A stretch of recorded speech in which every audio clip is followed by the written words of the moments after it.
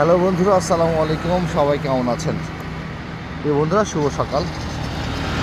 এখন সকাল 8টা বাজে, 8টা 10 বাজে।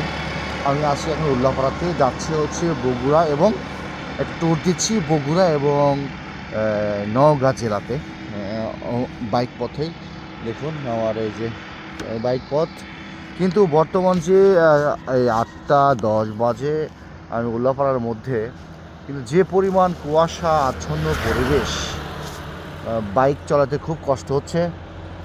আসলে কি বলবো, আমি জানতাম না যে এত 8টা 9টা বাজে হঠাৎ করে এত শীত পড়বে বা এত কুয়াশা পড়বে। আসলে ট্রেনে চালাতেও হিমশিম খাচ্ছি, হাত পা হয়ে যাচ্ছে, গ্লোভস ব্যবহার করছি, তারপরেও কষ্ট হচ্ছে। আসলে আজকে অনেকদিন পর এরকম শীত দেখতেছি। দেখেন, আপনাদের একটু দেখাই, দেখেন কুয়াশা, শুধু কুয়াশা। আমি সামনে ক্যামেরা আপনি দেখাই, কি পরিবেশ দেখেন, কুয়াশা আর কুয়াশা। এখন আমি যাচ্ছি বগুড়া শহরে, আমার বাইক নিয়ে যাচ্ছি। বগুড়া থেকে নওগাঁ জেলা ঢুকবো। একটা ট্যুর হচ্ছে, ট্রাভেলিংস হচ্ছে, বাপ্পি ফুড অ্যান্ড ট্রাভেলিংস। আসলে আমার জন্য দোয়া করবেন। আসলে এই কুয়াশা ভেজা শহরে সকালে আপনাদের যারা লেট থেকে আমি বের হন নাই তাদের জন্য এই ভিডিওটি।